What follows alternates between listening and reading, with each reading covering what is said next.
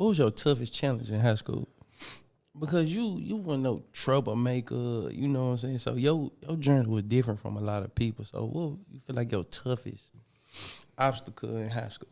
Honestly, I think that the toughest thing was being myself. Like I was still trying to figure that out. I really was. Like I didn't know who I was. I didn't know what I was good at.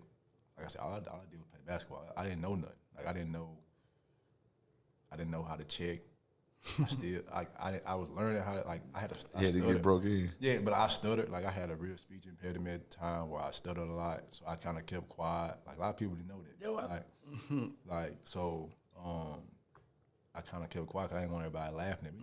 You know how it is in public school. They gonna check the shit. They check you and you fire back and it's over with. You lost. Like it's over with. They about to get on you the rest of the time. So I kind of kept quiet and I think that was just trying to figure out who I was as a person and where I fit. And like I said, basketball gave me confidence. Like people probably thought I was arrogant or cocky, but like I was quiet because I didn't know what to say. Like I was still trying to figure out how to use my words. But at the same time, like it was so much. There was so many. I'm trying to figure out the right word to use. It was so many temptations for me. Just because how I carried myself, I was like, y'all don't know, like as a high school, shoot, you go to Fire and Ice. Then shoot, I'm 6'2". I'm able to go to college night at Census on Thursday. I'm able to go to college now. I'm like, that's a temptation right there. Like. I remember we used to see you at the club, get up with you through the crowd, chill, what's up, bro? And it's super easy to fall into the temptation. And like I said, it was I was lucky. Like Hunt would take care of me. Like Hunt was like, no. Like Willie Kemp, no. Like them dudes wouldn't let me do none of that crazy stuff. Like even though like I they could not pay no attention to me. I'm just a little kid. Right. Like they didn't. Like I don't know why. I don't know if they felt bad because they knew my dad. But it was like, yeah, we're gonna expose a young fella to some stuff that he need to see. But like it's a level, it's a line that he can't cross. And so like it was cool. Like I said, it was just honestly like not trying to do too much. I was able to do a lot. Like people like asking why I own club now. I was clubbing when I was 16. Facts. Like I was doing it at a young age. I was out. My parents allowed me to, be out. They didn't they stopped sheltering me and allowed me to be out and just gave me curfew. I show up on time for my curfew. So like, all right, I trust them. If I got a problem, I call them. Like it wasn't no trying to hide. I wasn't trying to hide things. So I think that was like the biggest thing of just trying to be honest with myself. It was hard. Like it's hard. Discipline, boy. Man, it's hard, boy. It's hard. And it's hard now. It's hard now at this age. So I had no curfew. I wish I probably would have had. Yeah, so it's hard. Like, but like I also knew like if I do this, all right, they're gonna give me some leeway here. So I'm trying to get up. I'm trying to do some more stuff. I want to be able to, do this. I want to be able to do that. I don't want them to be like, man, I don't know. I don't trust them. Like, and y'all know, like once your parents tell you they can't trust you, you had some time. Did you have a few slip ups?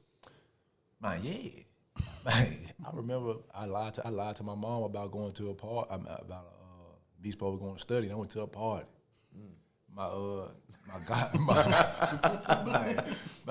It was a senior party too. I was a freshman, and shoot, it was like, man, I'm the only freshman got invited to it. I'm like, I'm going, man.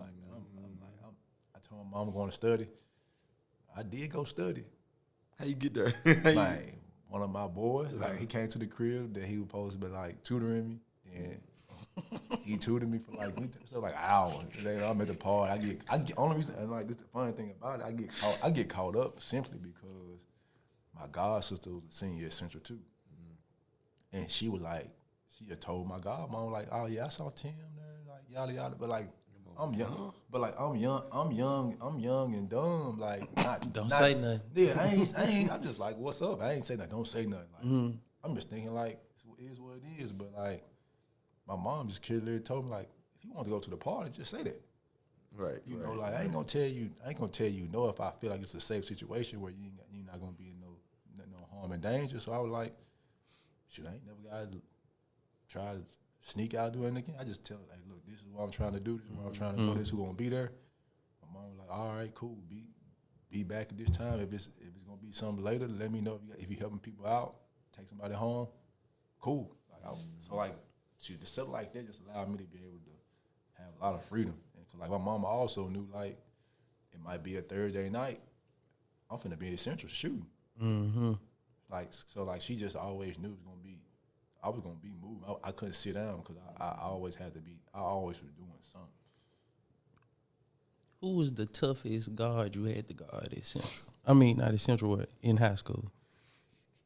Like, who gave you the most problems? Well, give me your top 5, because I know one. Because you had a lot.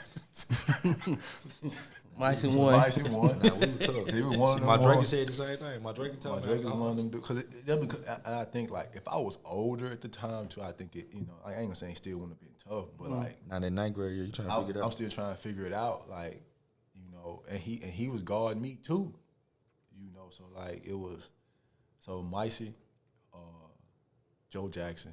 Okay. I think Andre Hollins. Boom. Andre Hollins was a really, really, really, really good player. Yes, sir. I'm trying to think of some other dudes that people forget. Like Eric Bugs, right? I didn't play against Eric Bugs. I didn't play against EB. EB fast as lightning. But dude, I'm trying to think about some other guys. Cause I would go guard the 4-man. Like Elliot Williams. Oh yeah, you talking about Elliot and Lawrence? No, I said those some bad. Yeah. Hey, when I tell you, Elliot Williams, I was a 9th grader going Elliot. Elliot was, I think we played him at St. George's at MUS, and Applewhite. This when Uki killed them. Georgia Tech was trying to recruit him a little bit, and man, I got to Elliot Williams. Man, Elliot Williams' first step, he's the quickest. He has the quickest first step I've ever guarded in my life. Get that little Austin Rivers type jab. Yeah, like his Austin Rivers' first step, like his first step was elite, and so like I'll give him he up there, and then I will also say I gave 2 White Station dudes, Micey, Elliot Williams. Shoot. Do you remember the how good Nick Mason was? Nick Mason. Fairly. Nick was cold. He started off at Ridgeway. Yeah. Nick was cold. He was cold. I tell Nick that I see Nick all the time in summer. Man, he was cold. Nick Mason was cold. I don't know. That's why I asked him, why did you leave? Yeah, like he was cold. Like the left hand? Yeah. Like he was cold. Like he was a dude that was because he was so strong too. Like he was really, really strong. Cause like I didn't. People think I'm big now. Like I'm 6'4", 205. I was 9th grade. I was 150. I jumped high because I ain't had no weight. For real. Like I was flying. But like Nick Mason was another one. Like Stentz from Kingsbury. Marico Stentz. He was a problem. Yeah, he was a real 2 guard. Like, he was a real problem. Got the little funny shot. Butter. Real problem. But dude, like them 6 dudes, like I remember Stentz was a problem.